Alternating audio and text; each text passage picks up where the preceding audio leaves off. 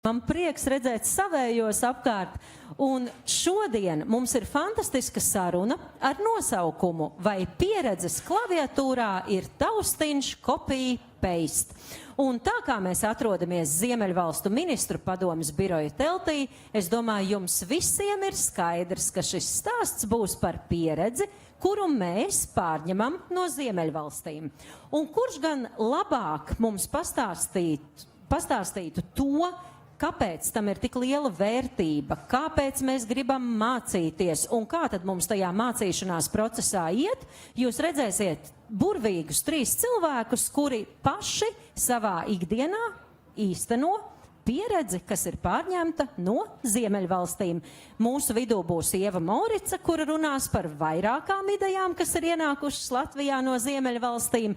Tāpat arī Karina Palkova par tiesību sargu, kurš arī ir pārņemts no Ziemeļvalstīm, bet sākumā jūs jau saprotat, vārds ir jādod ļoti svarīgiem cilvēkiem, jo bez viņiem mums nebūtu tā pieredze, mums nebūtu iespējas to pārņemt, un mums arī nebūtu iespējas to īstenot Latvijā, jo, protams, Ziemeļvalstu atbalsts mums ir ļoti, ļoti nozīmīgs.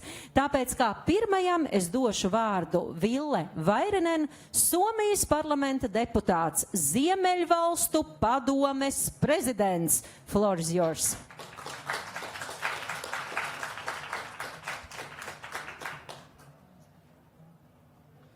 Thank you very much, and thank you for having me here. It's always a pleasure to come here and kind of frame the topics that are going to be discussed in the panel discussion later on.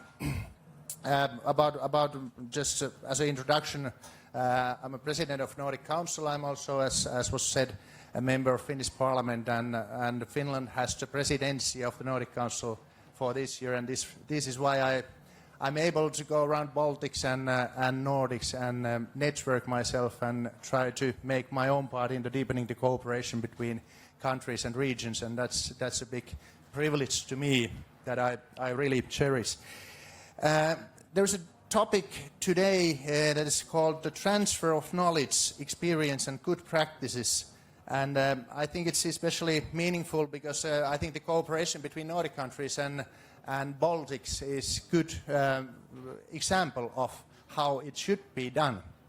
As an anecdote, it also has a personal meaning to me because I'm a surgeon, and when you're a surgeon in your 50s and still actively being in clinical practice, there's actually nothing more to do for you than transfer of knowledge, experience and good practices. So this is a kind of a general topic and comes into cooperation in quite broad spectrum.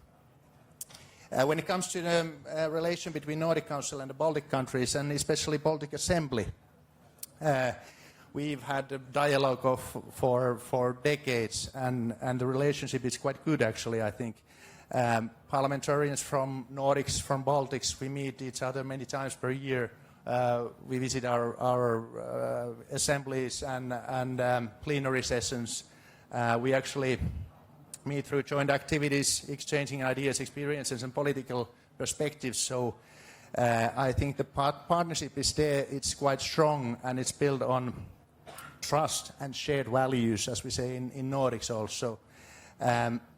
When we speak about transferring experience from one country to another, it's not only talking about politics or policies or institutions. I think the most important point is that we have relationships, trust and willingness to learn from each other. That's always, it has to be there. I think it's the most important point is the willingness to do cooperation and learn. The description or concept of the event mentions several inspiring examples of good practices that are already there. We have exchanged and learned from each other over the years about youth mock elections, democracy festivals is really good example, ombudsman institutions and many more. And me personally, I was fortunate enough to visit Riga a few months ago, and I had this experience in first hand. We actually visited this we actually saw this or were presented this invitation from Nordic Council of Ministers, and we learned about the Signal elections project. And we had discussions with the youngsters in the school. And what struck me the most was not only the impact of the project itself, but also the genuine passion, energy, and civic commitment of the young people taking part in the project. And I think that was a really good example of these kind of activities. Since then, I've attended democracy festivals in Denmark, in Finland. There are similarities, but also differences between this one and them. And I think that's the way it should be. There should always be a local color wherever you go, but some similarities. And this is actually a very valuable concept all around the Baltics and Nordics. Taken together, these experiences have shown how much we already have achieved through Nordic-Baltic cooperation, but there's, of course, more to be done. During this panel discussion, I think we're going to learn and hear more about some of these initiatives I've just mentioned from the people who have been directly involved in developing and implementing them, so that's going to be interesting. As I noted earlier, the Nordic and Baltic countries are united by shared values, including the strong commitment to democracy, equality, and the rule of law. These common foundations make the cooperation both natural and effective when we are confronted with the similar challenges, especially nowadays, such as rapidly aging population, the spread of misinformation, anti-democratic movements, and increasingly uncertain security environment. This is something we struggle basically all around Western countries. Yet while many of our challenges are shared, and while we can learn a great deal from one another's experience, successful solutions cannot simply be copy-pasted from one country to another. And this applies to any kind of sharing experiences, not only between countries. As those similarities, each of the countries has its own language, culture, and traditions, and success lies in taking these factors into account. So no copy-pasting. That's my message here. True cooperation is not only about exchanging success stories, it's also about being willing to discuss our challenges, missteps, and failures. By doing so, we can learn faster, avoid repeating the same mistakes, and allocate our resources more effectively. This actually could be put straight into some surgical conference, or we could say this with the exact same words to surgical residents, because this is actually the most important part when you are sharing experience, and try to make this next generation even better than yourself or your society at the moment. So there's always should be some applications. So to conclude, the real question could be how we can combine our different experience to create even better solutions together. I believe there's a still great deal of untapped potential in our cooperation, and I sincerely hope that the ties between the Nordic and Baltic countries will continue to grow stronger in the years ahead, because we will continue to face the challenges. But as neighbors and partners, we are stronger when we learn from one another. There may not be copy-paste button, but there's something better to be built on: dialogue, trust, and cooperation. Thank you. Thank you very much. Paldies! Paldies, bet nu laiks ķerties pie jau tādas analīzes patiesībā, jo ar to pieredzes pārņemšanu, es domāju, ka katram no mums ir ļoti dažāda pieredze bijusi, tāpēc ar ļoti lielu prieku un gandarījumu aicinu uz skatuves Ievu Moricu, Sārunu festivāla Lampa dibinātāja un kustības dialogi dibinātāja un vadītāja. Aplausi Ievai! Super! Un Ieva šeit ir tieši tāpēc, ka šodien mēs runāsim par pieredzi, kas ir ļāvusi radīt gan festivāla Lampa, gan dialoga apļus, un tiešām pāanalizēsim, kā tai ceļā ir veicies. Un otra sarunas dalībniece ir Karina Palkova, Latvijas Republikas tiesības sārdze un asociētā profesore. Lūdzu, Karina. Redz, ka vienreiz iesāk plaudēt, tāpēc tam iet viegli ar to visu. Ļoti jauki. Un mans vārds ir Liena Valdmane, esmu biedrības Eiropas kustība Latvijā ģenerālsekretāre, un šodien esmu kopā ar jums, jo mans pārņemtais pieredzes stāsts ir signāla vēlēšanas. Pavisam jauns, mēs esam tikai 2. gadu, bet tieši tas man deva impulsu parunāt par to, kā tad mēs pārņemam pieredzi, kā ir veicies jums. Un, zinat, tad, kad es gatavojos šim skaistajam notikumam, kurā mēs visi piedalāmies, es palasīju, ko latvieši dara. Lasa tautas sakām vārdus, dainas un dažādas tādas lietas. Es arī palasīju sakām vārdus. Un, ziniet, latviešiem ir ļoti daudz sakām vārdi, kā ir jāmācās vienam no otra. Un tad man likās, ka viens sakām vārds, kas mūs visas trīs šeit apvieno, ir gudrs padomu prasa, muļķis pats visu zina. Mēs esam tās, kuras to padomu ir prasījušas Ziemeļvalstīm. Tā kā par to tad mēs šodien arī runāsim. Un kā pirmais jautājums jums ir pavisam īsa iepazīšanās. Mums, protams, vienmēr šķiet, ka kur nu vēl svarīgākas un populārākas dāmas. Tas taču nav iespējams. Katrs noteikti par mums var visu pateikt. Bet ņemat lūdzu katra pa vienam mikrofonam un ķeramies nu klāt. Kāds tad ir tas jūsu labās prakses vai pieredzes piemērs, kurš ir pārņemts un kuram pateicoties arī uz šīs skatuves jūs šodien esat? Secību varat izvēlēties pašas, tas ir demokrātijas festivāls. Nu, ja tas ir demokrātijas festivāls, tad es demokratiski, ja jūsu atļauju došu vārdu lampas svarīgam cilvēkam, atbildiet uz šo jautājumu. Es esmu sapratusi, ka man ir, es laikam esmu tāds dedzīgs cilvēks, un es bieži kaut kādas lietas ieraugu, un man to gribās, daram. Un faktiski, es domāju, lampa ir viens no tiem stāstiem, kur mēs uzzinājām, ja tu gribēsi, Liena, varēs pastāstīt ilgāk, mēs uzzinājām par pieredzi, demokrātijas festivāla pieredzi Ziemeļvalstīs. Un, kurā gadā, ja viņi te visi ir sanākuši zinātkārie, kurā gadā tu ieraudzīji tādu demokrātijas festivālu un kur tas bija? Nu labi, mēģināšu pavisam īsi. 2014. gadā fondā dots, mēs faktiski veidojām jaunu identitāti un vispār saprast, ko mēs daram, kā mēs daram, kas būtu kaut kāds jēgpilns ieguldījums demokrātijai. Tad mēs sapazināmies, es pilnīgi nejauši sapazinos ar vienu dānieti. Es viņu uzaicināju uz Latviju un aicināju viņu novadīt mums tādu stratēģijas plānošanu, vispār izdomāt mūsu jauno pieeju un stratēģiju. Un Zakija Jelvanga, brīnišķīgs cilvēks, viņa arī pēc tam mūsu valdēs darbojās, viņa izstāstīja nejaušās sarunā, ka Dānijā ir tāda demokrātijas festivāla. Mūs tas interesē, demokrātijas festivāls, varbūt mēs arī Latvijā kaut ko līdzīgi varētu darīt.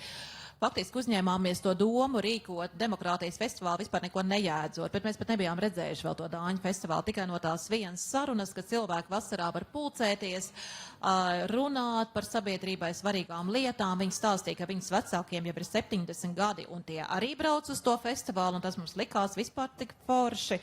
Un kaut kā arī negribējās par demokrātiju runāt. Es ļoti atvainojos, es pat nāku no NVO, tāpēc es varu tā teikt, tu tādā NVO-šķīgā, garlaicīgā veidā mums likās vai kaut ko tādu, tāds hipsterīgi, nezinu, toreiz jau nebija hipsteri, kaut ko, kas būtu tāds jautrs un foršs.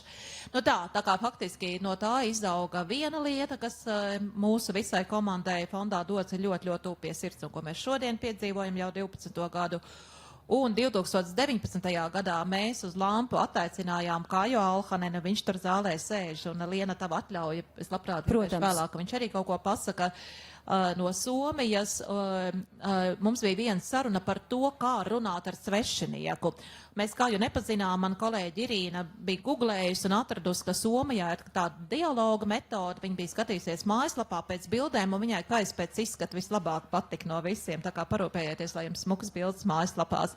Viņa teica, paaicinām to, mēs uzrakstījām Kājām, viņa nepazīstot, viņš atbrauc uz Latviju 2019. gadā vienā panelī, kur es arī piedalījos, padalījās ar Somu pieredzi ar dialogiem, un tad mēs domājam, hei, baigi interesanti, papētam vairāk. Un tas bija aizsākums mūsu jau varētu teikt 4 gadu darbam, kas tagad ļoti liels apgrieziens, maziņus, bet arvien lielāks uzņēmis dialogu kustībai.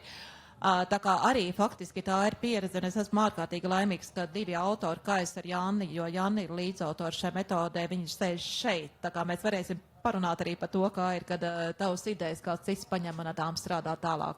Ja viņi mazliet neliec nost provokatīvais jautājums. Tātad tavā pieredzē vairāk tie ir skaisti puiši, kuri rada dzinuli atkārtot tās idejas ieviest Latvijā, vai saruna ar Dānieti pilnīgi nejauši emocionāli acīm redzot. Tātad cilvēks ir svarīgs, kā tas impulsa devējs. Tas cilvēka stāsts ir tas, kas tev iedvesmo par to pieredzi.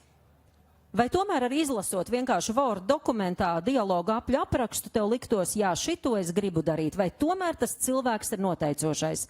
Nu, es domāju, tur ir lietu kombinācija. Protams, skaistas bildes, bet es nediskriminēju. Labi, mēs ālējamies tagad. Es domāju, ka tas aizsākums mūsu komandā strādāt ar dialogiem, strādāt ar lampu, bija tāda lielas, dziļas sarunas par demokrātiju un par to, ko mēs varam darīt negarlaicīgu, lai stiprinātu Latvijā demokrātiju. Un faktiski, arī es domāju, mums visiem tiem, kas strādātais savā jomā, mēs kaut kā ļoti dziļi ieejam un ņemamies, un tad jau ar ādu sajūtu, kad kaut kas te būs, tāda pilnīgi impulsīva, intuitīva sajūta, un tad tāda, es domāju, arī kaut kādas nejaušība virknes, kas ļoti bieži dzīvē arī notiek, kā cilvēks satiekās, ļoti ezotēriski, es teiktu. Racionāli un ezotēriski. Tātad diviem ir jābūt tiem elementiem. Super! Karina, stāsti savu stāstu, tikpat godīgi, tev arī tās bildes, vai kā tur tas viss vēsturiski notika. Jo tas ir ļoti interesanti. Es nezināju, ka tiesības sargs ir pārņemts no Ziemeļvalstīm. Izstāst varbūt arī to vēsturi mazliet vairāk, un kā tad tas viss stāsts sākās Latvijā? Labdien! Mani burvīgi kolēģi ir sagatavojuši man stāstu, es nezinu, 7, 10 lapas, es pat nespēju to ātri pierakstīt, saka, ka bišķi mazāk. Līdz ar to tas stāsts ir ārkārtīgi garš, ārkārtīgi interesants, bet 1807. gadā Zviedrijā izveidoja institūciju, kuras galvenais uzdevums, cik gadus atpakaļ, bija atbalstīt cilvēku, sadzirdēt cilvēku, pasargāt cilvēku no valsts varas. Rūpēties par katra cilvēka tiesībām, labu pārvaldību un ne tikai. Un tieši šo pieredzi 2007. gadā mēs esam pārņemuši. Mēs esam nodibinājuši Latvijā institūciju ar nosaukumu Tiesības sargs. Es nebiju klāt šim procesam 2007. gadā, bet man ir tāds paties prieks un gods. Mums bija saruna ar prezidentu Vairoviķu Freibergu, kas bija tā viena no atslēgas personām, kas tajā laikā, kad mums bija NATO jautājumi, kad mums bija daudz citu izaicinājumu, vērsusies un uzturēt diezgan ciešu dialogu ar Ziemeļvalstīm, un kura noticēja tai idejai, ka cilvēks ir centrā, un viss, kas ir ap to, ir tikai pakārtoti. Cilvēks centrā. Līdz ar to mēs esam pārņēmuši Tiesības sarga biroju, un katrā valstī, Ziemeļvalstīs, tā pieredze ir ārkārtīgi atšķirīga. Ir valstīs, kurās ir vairāki ombudu, 4, 3, 2, viens atbild par bērnu tiesībām, otrs atbild par invaliditātes jautājumiem, diskrimināciju un tā tālāk. Bet mēs Latvijā esam viens tiesības sargs, viena institūcija, kura ir vairāk kā 9 dažādas funkcijas, kas ir bērnu jautājumi, kas ir mākslīga intelekta jauna funkcija uzraudzība cilvēktiesību kontekstā, kas ir diskriminācijas jautājumi, sociālajie jautājumi un tā tālāk un tā joprojām. Mūsu satversmē pamatiesību sadaļā ietvertas tiesības ļoti plašs loks. Bet īsa atbilde pagaidām viena lieta, par nākamo es stāstīšu vēlāk, tad tas ir Tiesības sarga birojs. Un tas, kas mani pārsteidza pētot, gatavojoties, vēsturiski lasot, Ziemeļvalstīm ir tāda viena iezīme saprast cilvēku. Un visas institūcijas, līdzīgas kā mums Tiesības sargs ombudi, viņi ir kā tilts, kā man kolēģi saka, kā ausis, kā balss parlamenta ausis un balss. Faktiski tas, ko dara, mēģina dot ziņu parlamentam, kas tad notiek valstī. Ko grib iedzīvotājs, kas trūks ģimenei, vai bērns cieš vai necieš. vai noteiktas iedzīvotāju grupas ir diskriminētas vai nav. Un šo pieeju es patiešām esmu pārņemusi.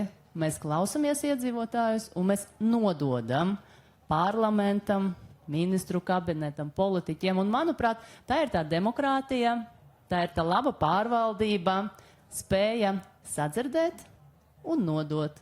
Sadzirdēt un nodot citur. Super, paldies! Tātad ļoti sen es teicu, ka mūsu iniciatīva signālvēlēšanas ir visjaunākā. Mēs sākām tikai pagājuši gadu. Un kā mēs nonācām līdz šai pieredzei, tas bija līdzīgs stāsts kā Ievai. Mums bija kāds jauniešu iniciatīvu projekts. Šajā projektā bija ļoti gudri jaunieši no Norvēģijas un arī no Zviedrijas un no Somijas. Un es domāju, ak šausmas, cik tas ir fantastiski. Viņi ir tik gudri. Un vārds pa vārdam mēs sākām saprast, kā tad viņi tapa tik gudri, vai tiešām stārķi tur nes gudrākus bērnus, un Latvijā tā savādāk drusciņi, un tad mums likās, nu nē, tas tā nevarētu būt. Un tad viņi sāk stāstīt par mock elections, kas viņiem ir skolās, un ka tas viņus pieradina mācīties, pieradina interesēties, un tad vārds pa vārdam, es kā tagad atceros, Ziemeļvalstu ministru padomes biroja darbinieki bija ļoti atvērti un teica, jā, tiešām jocīgi, kāpēc gan mēs to nevarētu īstenot Latvijā.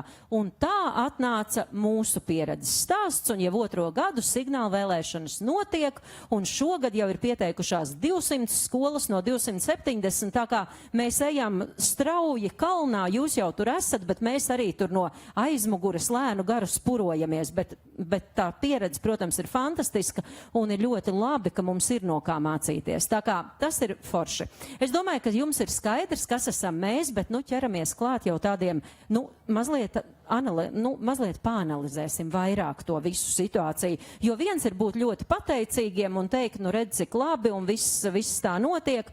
Bet sākšu es ar to, ka latviešiem, es jau teicu, es te milzīgi to folkloru esmu studējusi, latviešiem ir tāds teiciens 7 reiz nomēri, 1 reiz nogriez.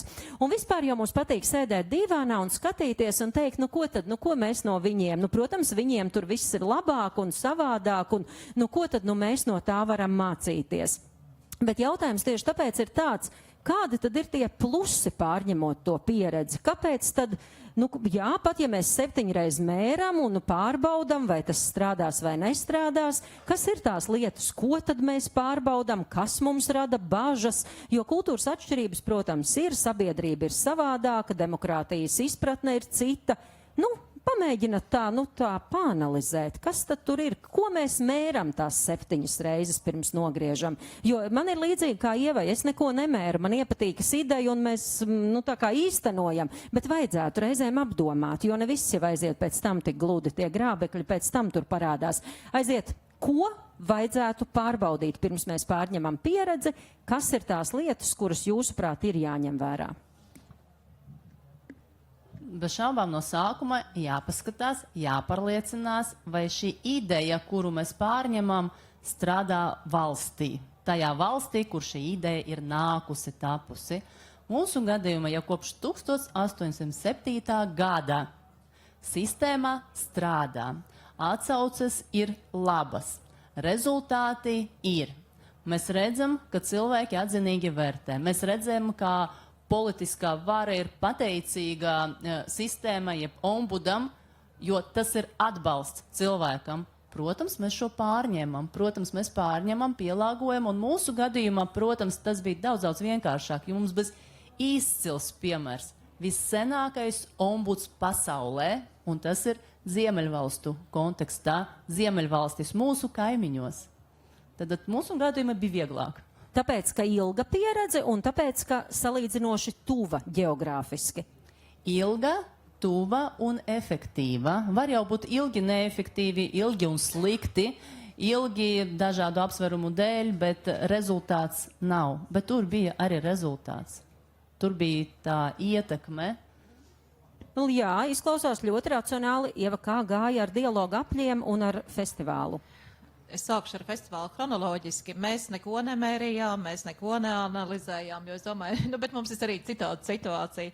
Es domāju, man tāda dziļa pārliecība ir tāds Henrija Forda teiciens, un man bija viens pierakstu blociņš pirms 11 gadiem, kur bija uzrakstīts, tāds lētais kaut kāds promo blociņš, kur bija rakstīts, whether you think you can or you think you can't, you are right. Vai tu domā, ka tu vari, ka tev kaut kas izdosies, vai ka tu domā, ka tev neizdosies, tev ir taisnība abos gadījumos. Un tā man pārliecība ir, mēs varam atrast 1000 argumentus, lai kaut ko darītu, un 1000 argumentus, lai kaut ko nedarītu. Un mēs vienkārši paši sev iesāstam un pārliecinām. Mēs jau zinām, ko mēs gribam vai negribam, un mēs piemeklējam argumentus, vai to darīsim vai nē. Un, nu, teiksim, lampas gadījumā, bet tas ne uz visu attiecās. Vienkārši es domāju, tas mums, nu, tas, kā mēs līdz lampai aizgājām, ja mēs pat nebijām redzējuši nevienu festivālu, 3 nedēļas pirms pirmās lampas es aizbraucu apskatīties Dānijā, viņu festivālu Folkemöl, un es biju sazvanījusies diezgan daudz ar Igauniem. Arvamus festivāls, kas jau bija 2 gadus noticies, vienkārši runājas tīri praktiski, ko un kā jūs dariet. Nu, man ārprātīgi bail palika, kas aizbrauc uz to Dāniju, un es visu to vērienu ieraudzīju. Es domāju, šausmas, mēs esam Latvijā sasolījuši, un ja nu mēs izgāzīsimies, nu vienkārši ārprāts, kas notiks. Bet nu tad jau viss bija aizgājis, un mēs Tu jau biji nogriezusi, vairs nebija ko mērīt, vai nebija ne? ko mērīt. Tā kā es domāju, nu, man laikam ir, protams, nav tā, ka mēs nemēram. Nu, pieņemsim, tagad mēs daudzas lietas izsveram, domājam, vai to vajag darīt, vai šito vajag darīt, un runājam. Bet, nu, un pieņemsim dialoga metodē, tur ir savādāk, jo demokrātijas festivāls tur bija vairāk tāda iedvesma, nu, tur vienkārši paņem ideju un veido to savā veidā.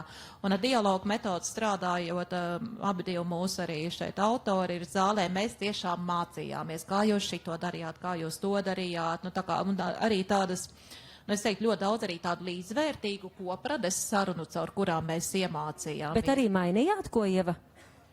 Dialogu metodes. metodēm mazāk mainījām, bet mēs tagad dialogu metodē Latvija un Somija, mēs esam uzradījuši versiju 2.0, mēs esam paņēmuši un vēl labāku versiju uztaisījuši tai sākotnējai versijai mēs kopā, vai ne, jo vienkārši tas, es domāju, arī Somu kolēģiem bija interesanti ieraudzīt, kā cita valsts paņem, un no tā mums kaut kas jauns ir izaudzis.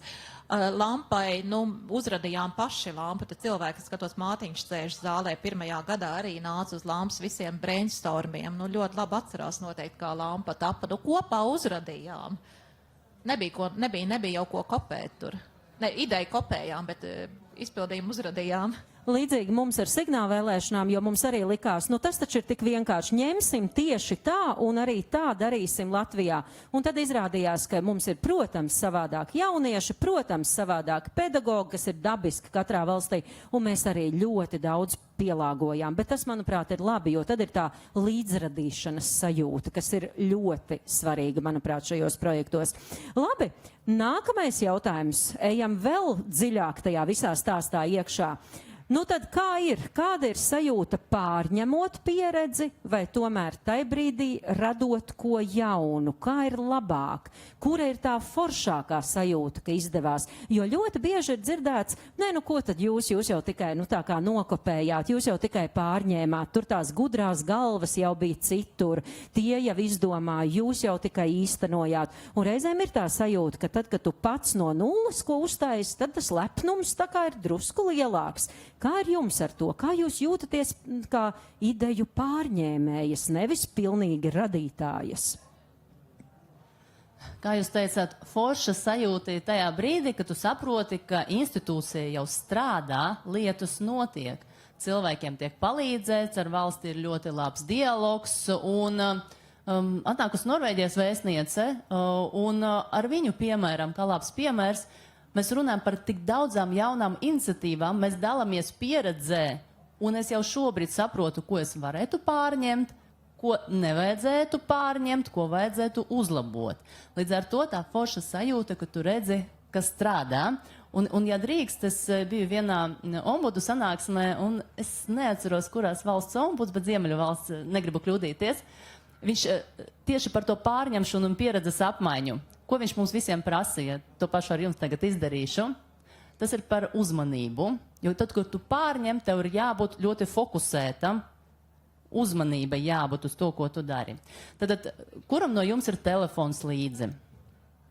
Auditorijā ceļ rokas, gandrīz visiem ir līdzi telefons. Jūs cik reizes dienā telefonu lietojat? Nu, droši vien kāds var saskaitīts daudz. Tad jūs to telefonu redzat biežāk nekā savu ģimeni, vai ne? Un tagad jūs noteikti, jums visiem ir laba atmiņā, jūsu ēpasta, kā lai saka, rāmītis, kurā stūrī, tagad neskatāties telefonos, kurā stūrī telefona malā atrodas jūsu e-pasts, tā ikoniņa. Paldies. Neskatāties, atbildiet sev. Tas, kurš no jums atcerās, kurā vietā atrodas. Kurā vietā atrodas WhatsApps? Domājam, atceramies. Paņemam telefonu, tagad katrs no jums. Paņemam telefonu, paskatāmies, vai neesat kļūdījušies. Paskatieties. Ļoti labi. Cerams, ka neesat. Noliekam telefonus atpakaļ. Cik ir laiks šobrīd? Kāds no jums ir apskatījies un pievērsis uzmanību? Jo mēs bieži vien sakam, ka mēs esam tik ļoti koncentrēti, mēs ļoti gribam atbildēt uz jautājumu, atrast risinājumu, bet mēs tik ļoti fokusējamies uz vienu lietu, ka mēs neredzam kaut ko, kas ir kopsakarā. Mēs terējam laiku, nepievēršam uzmanību tam laikam, un tas ir tikai viens no tiem piemēriem tajā brīdī, ka mēs daram kaut ko jaunu, pārņemam kaut ko jaunu, ir jābūt fokusam. Bet ir jābūt plašākai izpratnei par to, ko tu gribi no tās pārņemtas pieredzes. Jo tā ir maza daļa no visa tā, tās ekosistēmas, kurā šī ikoniņa darbosies valstī. Paldies. Ieva, vai vēlies ko piebilst? Par fokusu es noteikti piekrītu Karīnu, un es pat domāju, es pat teiktu kaut kā, tur ir atkal tās liels prāta stāvoklis, kas man liekas ir tāda, pat ne prāta stāvoklis, bet es pat teiktu tāds ķermenisks stāvoklis, ja kaut ko dara, tad tur ir tāda baigās saimnieka sajūta ar milzīgu atbildību, man liekas, tas ir... Pārņemot ir tā sajūta saimnieka darot, arī? Tas nav pārņemot, nē, jo, ko mēs pārņemam? Pieņemsim, lampas gadījumā mēs pārņemam, vienkārši iedvesmojāmies no idejas, bet lampa ir radīta šeit, Latvijā, un tā, kā Latvijā mēs darām, citās valstīs tā dara pilnīgi savādāk. Teiksim, tie paši pamati lampai ir ļoti atšķirīgi no citiem demokrātijas festivāliem. Tā kā ideja mūs iedvesmoja, izpildījums ir radīts šeit uz vietas Latvijā. Un no tā izriet arī nākamais jautājums. Kas ir tas, ar ko tu lepojies visvairāk, ko jūs kā komanda paši pielikāt klāt tai sākotnējai idejai? Kas ir tas made in Latvija tam visam klāt?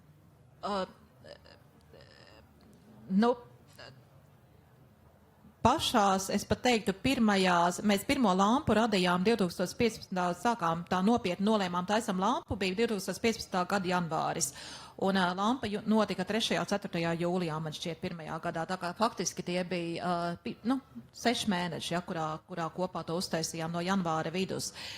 Bet lieta, kam mēs veltījām daudz laika, un runājām ļoti daudz, bija vienošanās par vērtībām, balstoties uz kādām mēs gribam veidot lampu. Un man liekas, ka tās vērtības ir joprojām dzīvas, un par to es laikam ļoti lepojos. Un tās vērtības ir darīt koprada, jo mēs neko nedarīt vieniem kopā ar citām organizācijām. Man tiešām no sirds prieks, ka es redzu cilvēks, kas ir burtiski, Andris Gobiņš arī atnāca, arī sēdēja pirmajos lampas brainstormos. Tā tas bija, tā koprada jau bija pašā pamatā veidot programmu kopā.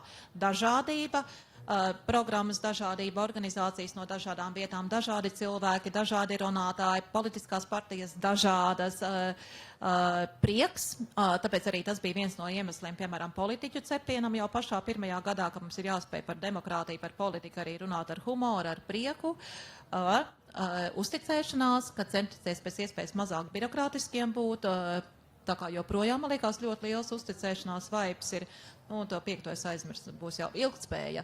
Un man liekas, tās vērtības, mēs ļoti daudz par tām ņēmāmies, un varbūt tas skan mazliet patosīgi, bet es domāju, tas bija tas, kas mums arī ļāva pēc tam augt un attīstīties. Ja mēs kaut ko nezinājām, mēs tā kā atgriezāmies, vai tas mums palīdz dažādībai, vai tas mums palīdz, kaut kam citam.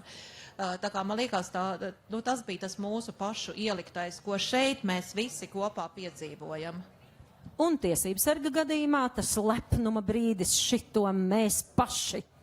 Kurš tas bija? Sākšu ar to, kad es pārņemu visu septembrī, un septembrī es esmu sapratusi, ko es esmu pārņemusi, ar ko es strādāšu, vairākas lietas. Viena lieta, ar kuru ir problēmas, man šķiet mums visiem.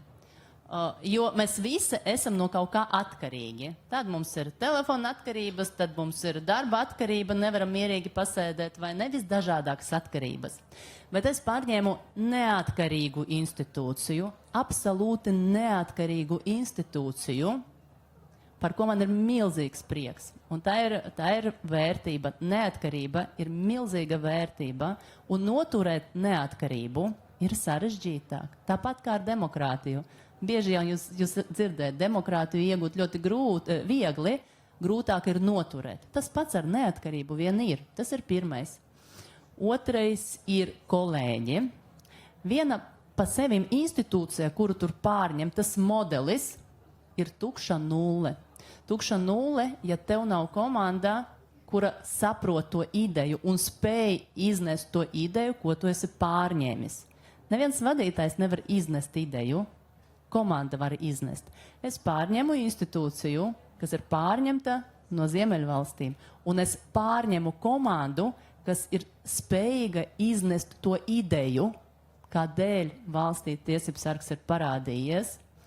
Un trešais ir drosme. Drosme ārkārtīgi vajadzīga neatkarīgai institūcijai. Drosme ir ļoti vajadzīga, ja tu gribi mainīt, vai ja tu gribi nemainīt, jo tā ir labi.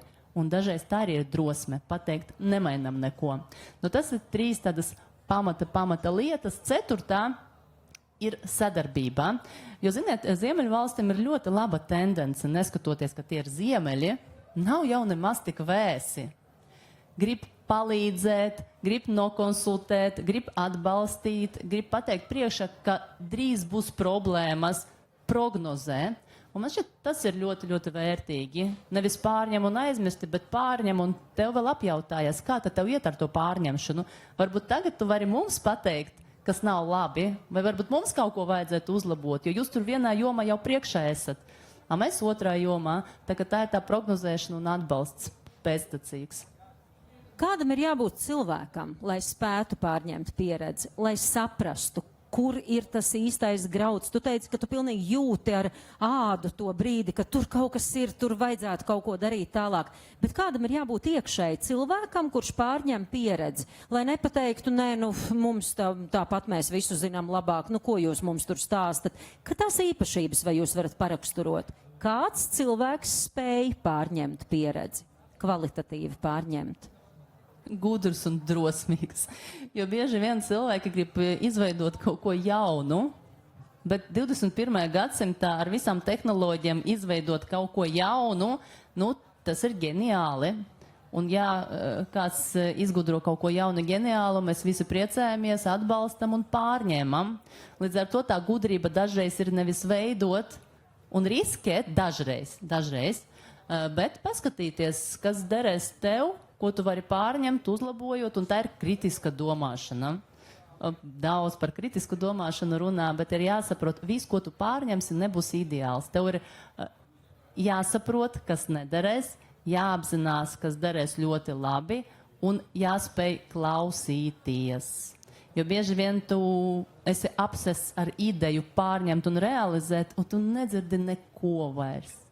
Un apstāties, paklausīties, ieklausīties un arī dažreiz atkāpties no savas idejas, no savas spītības atkāpties, jo tu jau to dari ne jau sevis dēļ, tam tā būtu jābūt. Tu jau dari mūsu gadījumu, tas ir ik viens cilvēks un cilvēka tiesības. Ļoti labs raksturojums, vai ir ko piebilst, Ieva? Ir gan ko piebilst, un atbildot uz tavu jautājumu, kādam jābūt cilvēkam, kas pārņem pieredzi no cita cilvēka, es nocitēšu vienu cita cilvēka atziņu. Un man ļoti patīk, kā Guntars Skudriņš reiz teica, jo viņam kāds prasīja, nu, kur jums tās idejas rodās, nu, jums tas biznes, un tur vidas risinājuma institūts, un tas un šitas.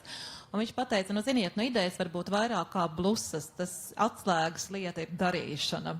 Un man liekas, nu, vienkārši ir jādara, jo tur idejot jau var visu kaut ko, tad tas tests ir, vai mēs to varam izdarīt.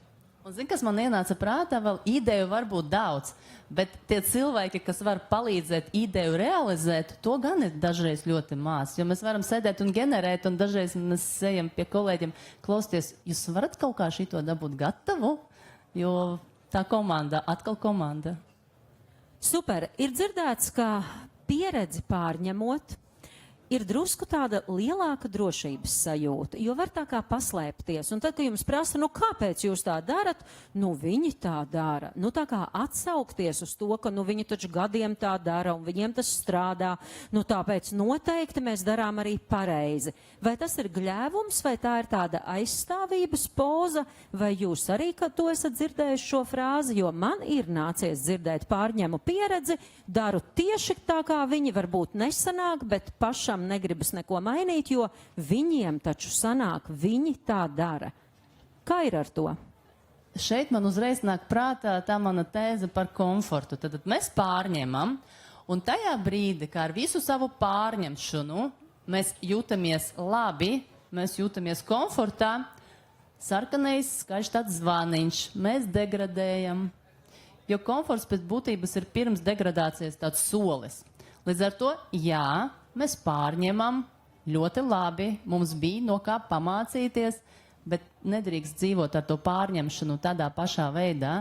Ir jāpielāgo, ir jātīsta, ir jāmaina, jo nekas šajā dzīvē nav pastāvīgs. Viss mainās, un tā pārņemšana un tā realizācija mainās. Viss transformējas, un arī tas ombuds, kas ir bijis Zviedrijā 1807. gadā, arī ir mainījies. Protams, ir mainījusies pieeja. Šobrīd jau visi ombudi skatās ne tikai uz cilvēku tiesībām kā tādām pamatiesībām, bet mēs skatāmies plašāk. Ētika, empātija, laba pārvaldība. Vairs nav pliks likums un atbilstība. Tad mēs ejam uz priekšu ar izpratni, līdz ar to nestāvam, pārņemam, paldies, ejam tālāk. Super. Un nu laiks, mīļie klausītāji, kādam mazam sociālam eksperimentam. Jo jūs redzat, mēs ļoti labi spējām izanalizēt, kādam ir jābūt cilvēkam, lai pārņemtu pieredzi. Mums ir mācības daudzas jau gūtas. Mēs dosim 3 minūtes laika, lai jūs ar sev blakus sēdošo cilvēku izrunātu vienu lietu, kuru jūsuprāt būtu vērts pārņemt Latvijā. Un nav jāpārņem tieši no Ziemeļvalstīm vai no kādas vispār vienas konkrētas valsts, jebkura ideja. Un tad es, dāmas, lūkšu jūsu vērtējumu. Ievai noteikti būs, vai tās skudriņas skries pār ādu un liksies, ja šito daram jau nākamgad, un Karina atkal no savas puses. Tā kā 3 minūtes īsam dialogam jums divatā, un pēc tam mēs padosim mikrofonu, kuras idejas mēs notestēsim. Šis ir tas brīdis, kad daļa ātri pazūd, jo runāt negrib viens ar otru. Bet šis ir sarunu festivāls. Aiziet, pagriežamies pret blakus sēdētāju vai uz aizmuguri, vai kā jums ir ērtāk, viena forša ideja, kuru vajadzētu pārņemt Latvijā. 3 minūtes ir jūsu.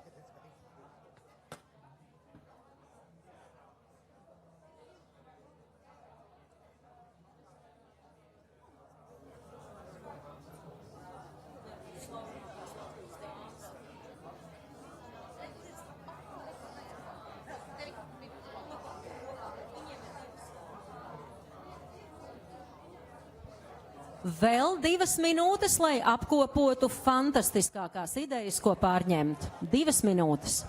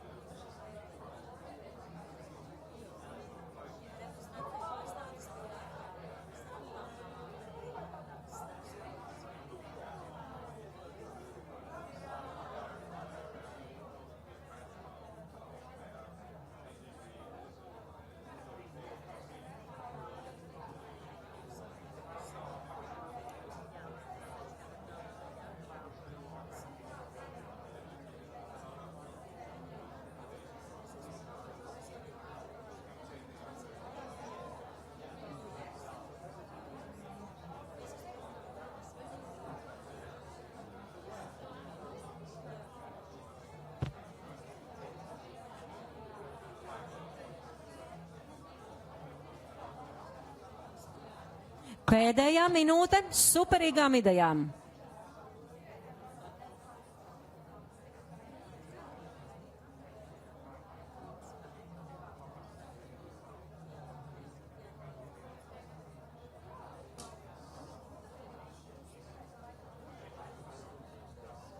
Dzirdu, ka čalas apklust jau.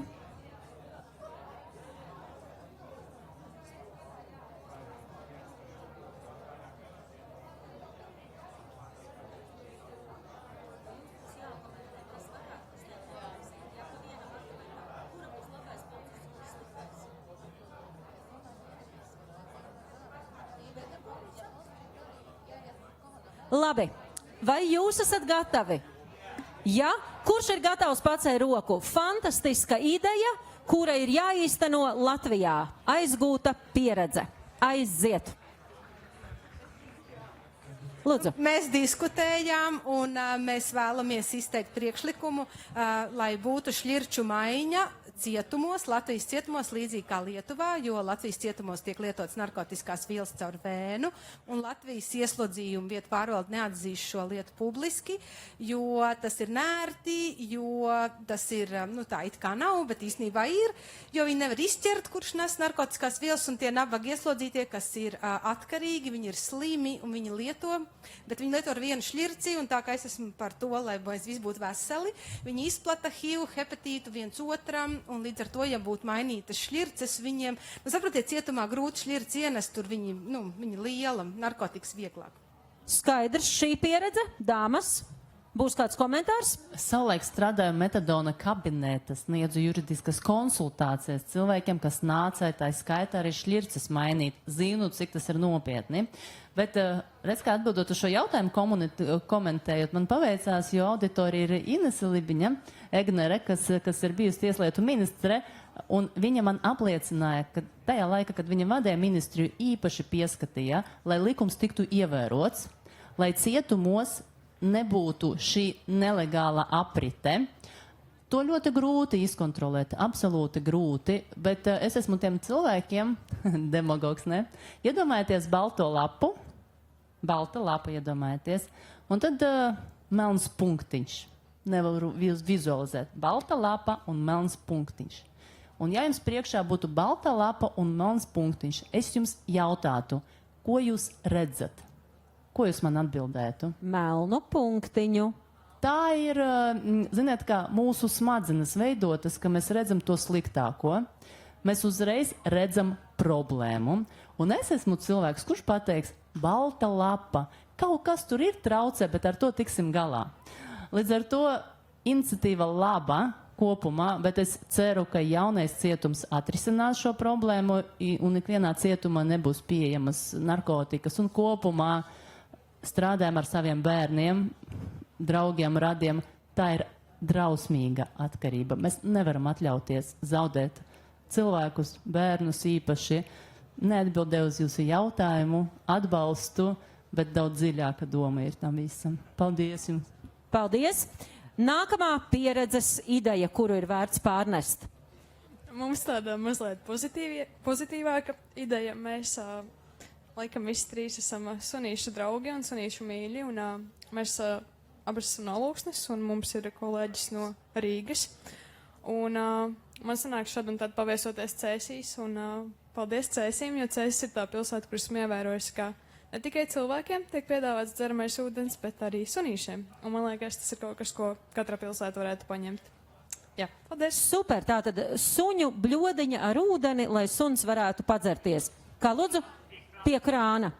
Ziniet, ka tiesību sarga biroja šī opcija pastāv. Es, kad atnācu, un ziniet, nervozi jau esmu dažreiz, tur dažreiz suņi. Un es uzreiz tik pozitīvi palieku. Tā kā dažreiz arī tur var satikt. Ļoti atbalstu. Tātad pieredze ir pārņemama. Vai ir kāds komentārs, Ieva? Labi, šajā pusē. Es piekomentēšu, varbūt, man liekas, caur labajiem piemēriem, jo mēs vairāk vietās to redzam, jo tas arī palīdz citās vietās to darīt. Un es pieņemsim, man nav suņa, man ir kaķis, es esmu kaķis cilvēks. Un man pat neienāk prātā, bet, ja es redzu kafejnīcās ārā pie durvīm, piemēram, ir noliktā bļodiņa ar ūdens sunim, liekas tiešām tik forši. Nu, man liekas, ar šiem piemēriem arī tas notiek. Bet katrā ziņā, ko es gribu piebilst, ka lampā suņi ir ļoti gaidīti. Un ja jūs gribiet atrast sevi bildēs, un ja jums ir suns, tad visdrīzāk jūs būsiet iekļuvis kā suņa saimnieks kādā bildē. Super! Paldies par pieredzi, kuru būtu vērts pārņemt. Un te trešais pieredzes stāsts.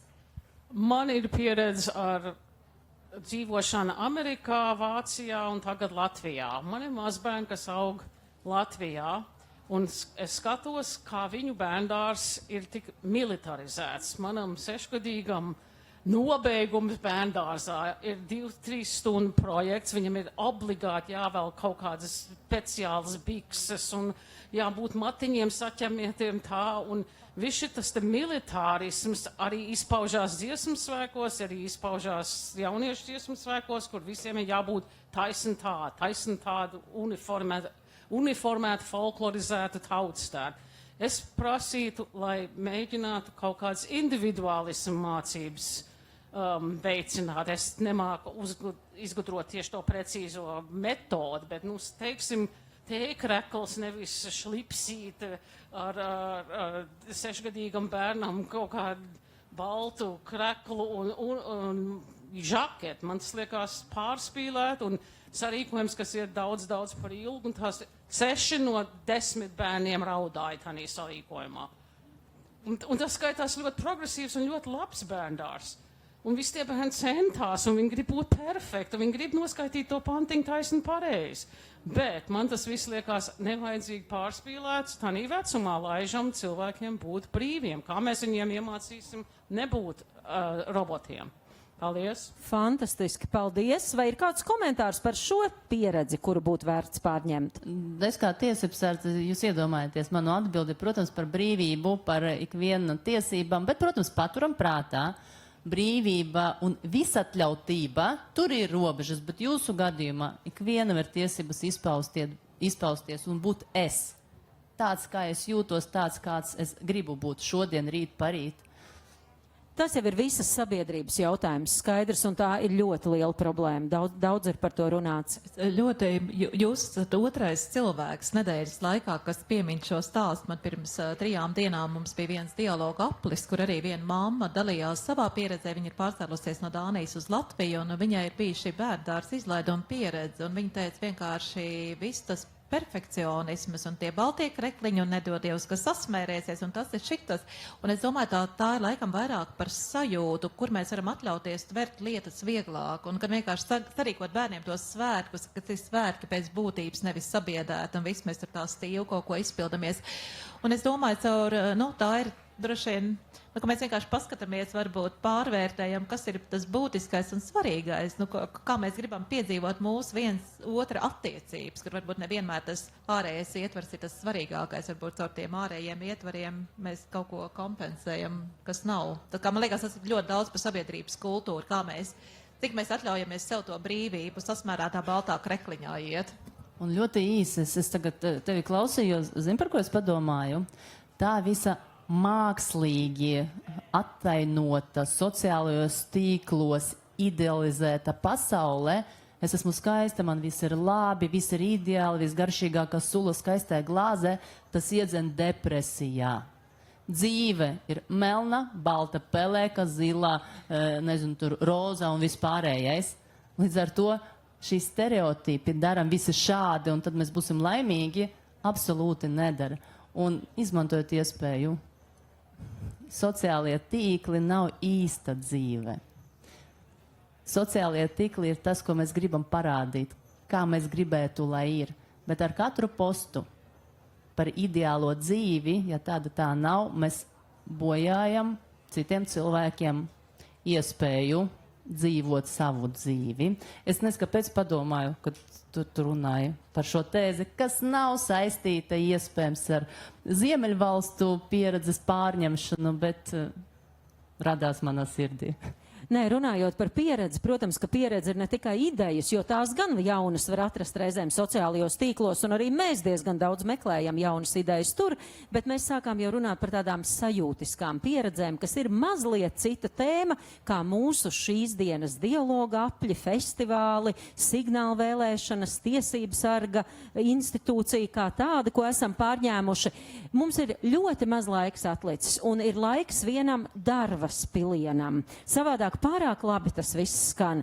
Vai ir kāda lieta, ko otrais jūs darītu savādāk? Nu, tā ideja pie jums ir atnākusi, jūs viņu esat mainījušas, īstenojušas, likušas ko klāt, līdzveidojušas, bet vai ir viena, tas pat nav Darvas piliens, bet viena mācība, kas ir gūta, kas varbūt nav tik optimistiski rozā, kas ir tāda, kur, jā, vajadzēja man šito padomāt, rekā nepadomāju un sanāca tā.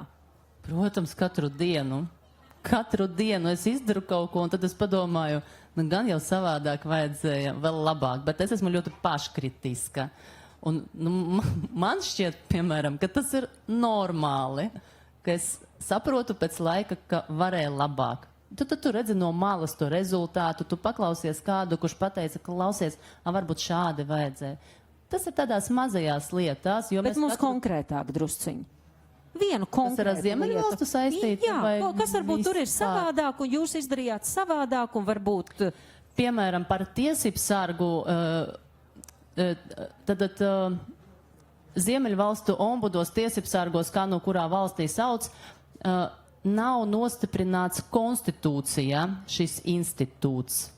Ir nostiprināts kā tiesību sargs, piemēram, Igauņu konstitūcijā satversmē, bet ir valstīs, kurās nav nostiprināta šī institūcija, tiesības sargs, ombuds satversmē, konstitūcijā. Nu labi, no septembra es to neesmu paspējusi izdarīt, protams, bet tās, ko es gribēšu izdarīt, es ļoti gribēšu, lai valstīm mēs skaļi pasakam, ka tiesības sargs ir valsts līmeņa cilvēktiesību sargs. Un tas ir mūsu konstitūcijas jautājums. Un par šo mums bija ieteikuši Ziemeļvalstu mūsu kolēģi ar ANO rekomendācijas, par ko es esmu ārkārtīgi priecīga. Līdz ar to vēl nav izdarīts, bet es ļoti ceru, ka būs. Ja man šķiet, tas ir vairāk par to tavu apziņu, kas tu esi kā institūcija, kā cilvēku kopa, kas strādā citu cilvēku labā. Super, mīļš, paldies. Ieva? Nu, man 3 lietas. Viena lieta, mēs jau darām, ko mēs varam tajā brīdī ar tiem prāta resursiem, ar tiem laika iespēju resursiem. Nu, kā varējām, tā darījām labāko tajā brīdī. Kas man ir bijušas lietas, ko es nožēloju? Pati privāti es nožēloju tās reizes, kad es esmu kaut kādas lietas darījusi steigā. Un es tīpaši sarunos, ja man ir kaut kāda spriedzes situācija un kaut kāda, kaut kas ir jāatrisina, kaut kāda svarīga saruna, un es to esmu izdarījusi steigā. Man nācies, ja pēc tam ilgi vēl kaut ko nokopt, un es atkal un atkal mēdzu uz tā grābekļa uzkāpt. Viena impulsīva doma man ienāca prātā, es to varu izteikt publiski. Es domāju, viena lieta, par ko man ir žēl, bet mēs nevarējām, varbūt varējām darīt savādāk, es nezinu. Covid gadā mēs rīkojām tomēr lampu arī Covid gadā, 2. Un atcerieties, toreiz bija tā, ka vadītāja apliecības netika uzskatīts par personu apliecinošo dokumentu. Un toreiz vajadzēja veikt visu pārbaudīt, vai nevajag cilvēkiem ir tas vakcinācijas certifikāts kopā ar to personu apliecinošo dokumentu.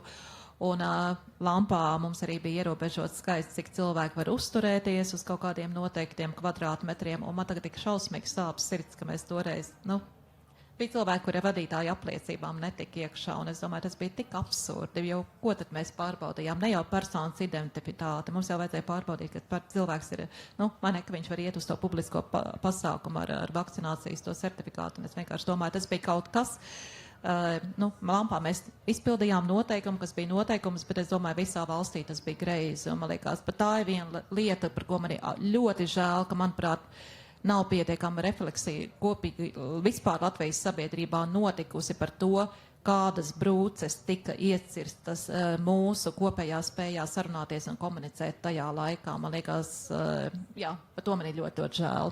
Un mēs arī bijām daļa no tā stāsta. Jā, paldies par atklātību, bet viena lieta, stafetes kociņš, Ja jūs varētu dalīties ar to pieredzi, kura jums jau ir tagad, tātad Ziemeļvalstis deva mums, mēs esam daudz likuši klāt, mainījuši, pilnveidojuši, kurai valstī un kuru ideju jūs gribētu nodot? Vai ir tāda konkrēta atbilde? Jo, paies lampa, pirmdien jauna darba diena, ķeramies klāt, pieredzi jānodod tālāk, mācāmies viens no otra, kam un ko jūs būtu gatavi nodot. Aiziet! Cik jūs provokatīvu jautājumu uzdevāt? Uzreiz, kas ir ienācis prātā, man šķiet, Latvijā Tiesību sarga institūts ir reāls robots. Kāpēc es to saku? Viena institūcija, ticiet man, var izdarīt 9 institūciju, jeb 9 funkciju darbu. Un mums ir valstīs, arī Ziemeļvalstīs, kur ir cilvēktiesību institūti, ombudi 4, 3, kā no kurā, un mums visi prasa starptautiski, kā jūs varat pildīt 9 tās lielās funkcijas, kolēģi to sauc par mandātiem, es to par funkcijām, var izdarīt. Un ja mēs runājam par birokrātijas mazināšanu, par labu pārvaldību, starpdisciplināru pieredzi, es droši vien varētu izstāstīt, kā var viena institūcija izdarīt ļoti daudz. Jo cilvēktiesības nedrīkst nodalīt un, kā lai saka, ierāmēt tādā vienā siena, ieslēgt vienā istabā, kas būtu bērnu tiesības vai diskriminācija. Nebūtu nē. Bērnu tiesības ir kas vairāk par vienu bērnu ombudu. Tas ir par drošību, tas ir par neatkarību, tas ir par diskrimināciju. Nevaram dalīt, un viena institūcija var. Man šķiet, ka mēs ļoti cenšamies darīt. Paldies, un Ieva, tavs, kam un ko nodot? Viena man nebūs par pieredzi, bet man ir viena tāda lieta, ko es gribētu, lai sadzird plašāk. Man ir tāda sajūta, ka šeit 3 Baltijas valstīs mēs faktiski sargājam demokrātijas, cilvēka vērtības, cilvēka dzīvības telpu, un mēs esam tas bastions, kas to notur kopējā Eiropas Savienībā. Un tas, ko man gribētos, ka mūsu draugi un sabiedrotie, kas no mums ir uz rietumiem, to saprot un redz un arī nāk ar mums kopā turēt šo demokrātijas un brīvības telpu. Un tāpēc no manas puses ir milzīgs paldies visām tām organizācijām, kas tai skaitā arī atbalsta sarunu festivālu Lampa, jo faktiski šī telpa mēs esam spēcīgi, bet mēs tomēr esam mazi. Mēs 5 miljoni esam Baltijas valsts kopā iedzīvotāji, un mums vajag draugus un sabiedrotos un atbalstītājus turēt šo kopīgo demokrātijas telpu Baltijas Ziemeļvalstu reģionā. Paldies! Nu ko, mums jābeidz šī diskusija ar skaistu latviešu sakām vārdu.